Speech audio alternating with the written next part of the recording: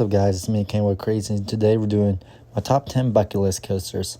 Here at number 10, we have Smiler at Alton Towers. Yes, this might shock some of you guys that Smiler is up there among some of the other different parks that you could pick from.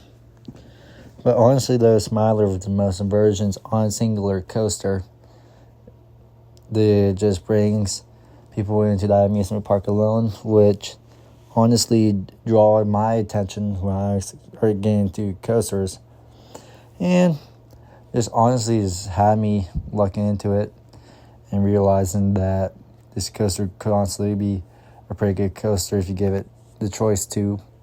Let it be a good coaster overall and just have it rip and just let it do its thing. But yeah, I mean, I haven't heard no bad reviews about Smiler from all the videos I've watched and all that. I mean, pretty much for the most part, Smiler has a lot of positive reviews and all of that. I'm not sure what people would typically say, but I just know Smiler should be a good coaster to ride. And it's been one of the coasters that always drew attention to my eye. Just one day, hopefully, take a flight out to the UK and ride it, which would be so much fun to do so. Which honestly wouldn't be a bad idea because Smiler alone as a tourist attraction at Alton Towers, I mean, they got a good setup there too from Nemesis and a lot of other good coasters over there. But honestly, the Smiler or Nemesis 1 to 2 is the main attraction. All it varies about what type of person you are, rather than that Smiler. Here at number 9, we have Zadra from Energylandia, if I pronounced that theme park's name correct. But honestly, though, Zadra at Energylandia has always been an eye-catching RMC for me. Once I figured out this is, if I'm correct, the tallest RMC coaster in the world, has caught my eye because I only rode one RMC coaster, which that's Wildcats Revenge. But honestly, this coaster looks so much fun, especially with this stall down later on the ride. Has always been an eye-catcher for me. I see a lot of coaster enthusiasts always rank these coaster among some of the best coasters out there. So I just really want to be a part of Zadra. Hopefully see what it's like. And overall, give it a good rating. Not sure what it will look like if I had a chance to ride it. I'm not sure if it's going to be smooth or rough, but I know overall this coaster should have pretty positive stuff to it. I mean, it's among my bucket list for a reason, along with all these other coasters. So hopefully this coaster can prove itself to be a good one, especially when a lot of people say a lot of good things about this park and about this coaster. And honestly, though, this makes me excited one day. Hopefully you get out there and ride it, because I think I can easily do it, and it's really not that hard. Here at number 8, we have Iron Gwazi at Tampa's Busch Gardens, which I know I misspelled the theme park's name, but it's whatever. But honestly, though, just like Zadra, Iron Gwazi is one of the best RMC coasters, I think, in my opinion, if I had the chance to ride it. I mean, it's among like Steel Vengeance type good from what I've heard between those two. And people even say Iron Gwazi is better than Steel Vengeance, which I haven't rode neither of those coasters. But honestly, I wouldn't mind trying to get out to both parks either next year or 2027 to see what they're both about. I mean, I got all the time in the world to hopefully ride both of them. But this is focused on this for now. But Iron Gwazi, I mean, is ranked one of the best RMCs in the world. It looks a very good coaster. I heard it has a lot of good elements.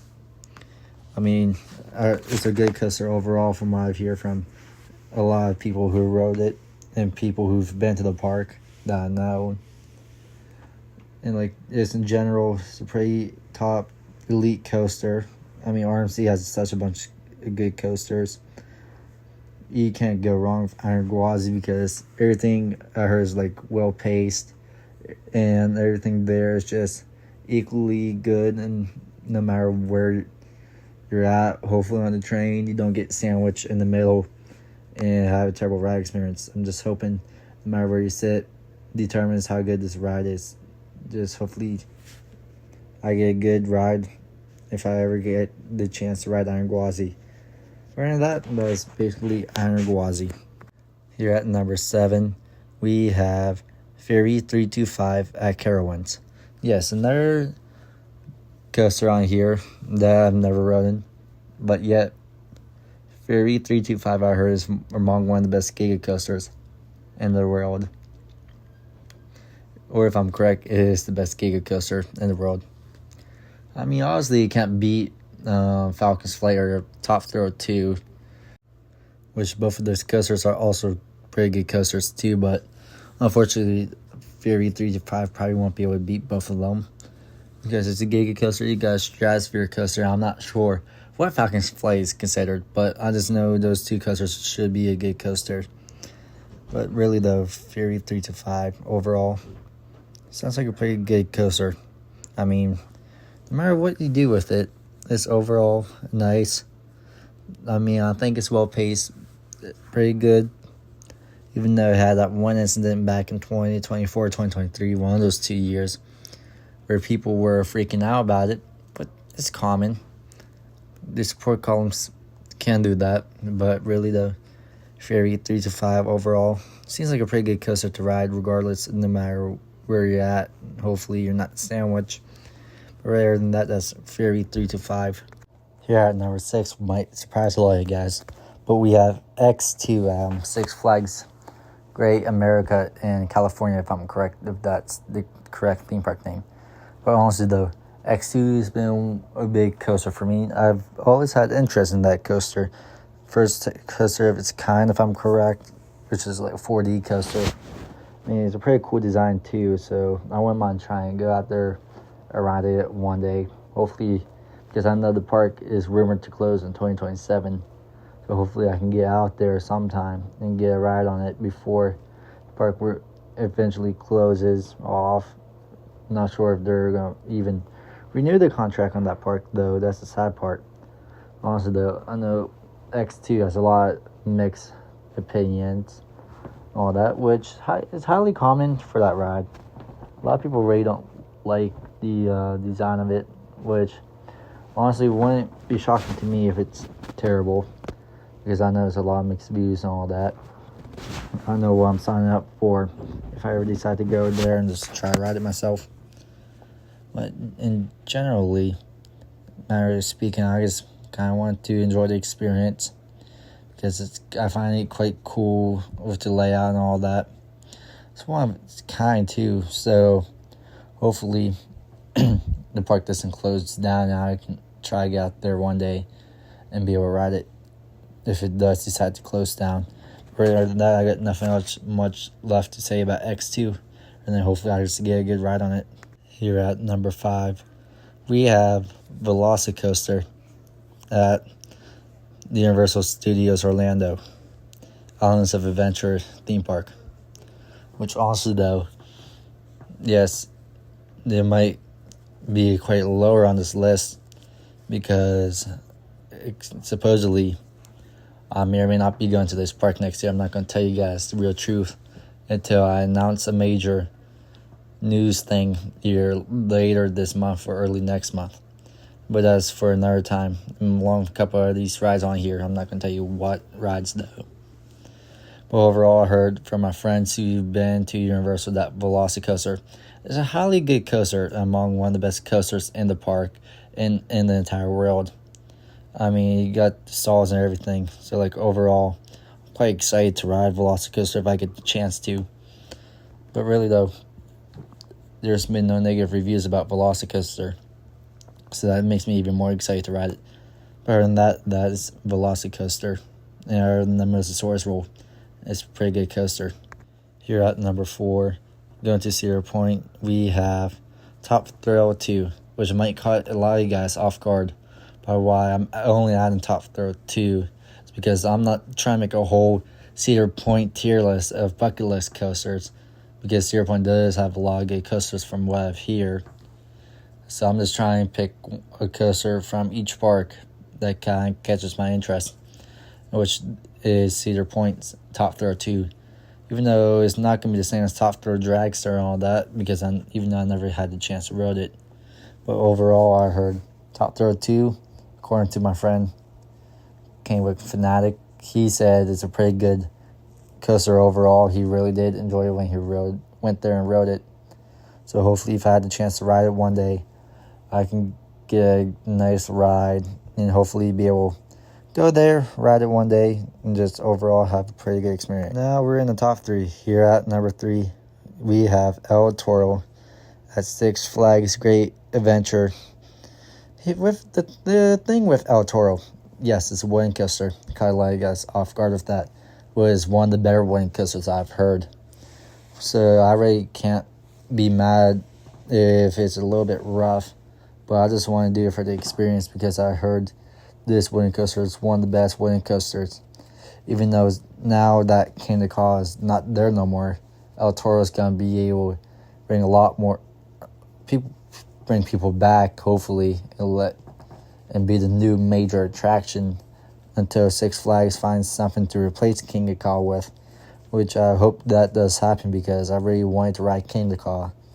If it's still up and running, Kingda Ka would probably be in this list instead of El Toro. But overall, El Toro, I heard, is a pretty good wooden coaster. Pretty good layout overall. And just, I heard it's pretty much a fun coaster to ride, along with majority of these other coasters are in the X2.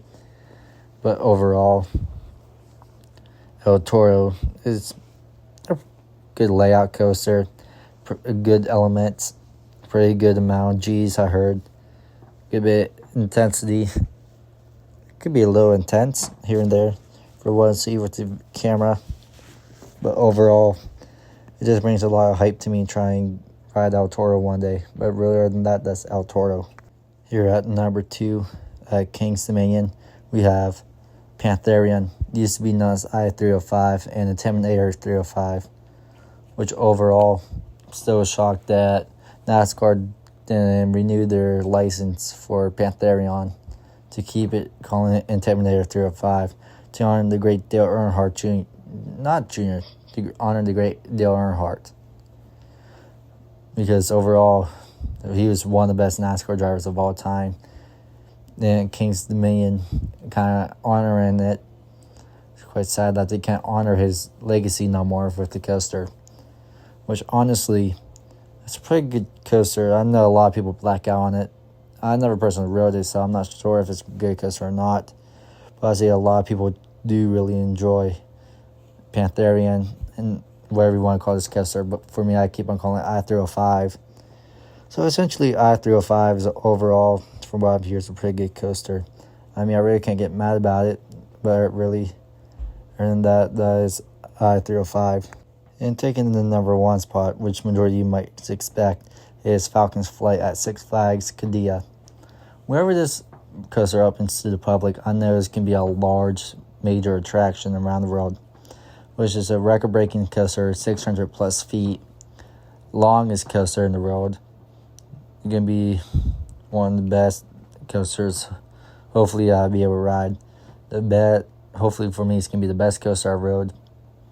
I know for a fact it's the tallest, the fastest, and the longest coaster, I believe, in the whole world. Somehow taking over the Beast. I'm not sure, though, how that's going to work out.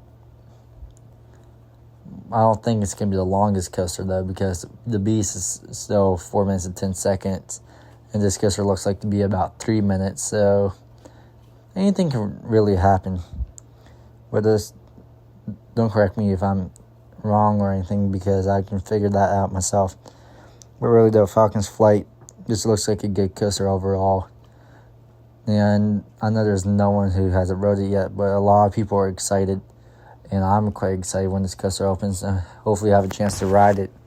It'd be cool to have the experience of riding it and tell everyone that I rode it. And just be a cool experience, a cool story to tell. I mean, overall, it looks like a good coaster, too. So, I mean, I already got nothing else other than that about Falcon's Flight. But overall, it has a pretty cool layout.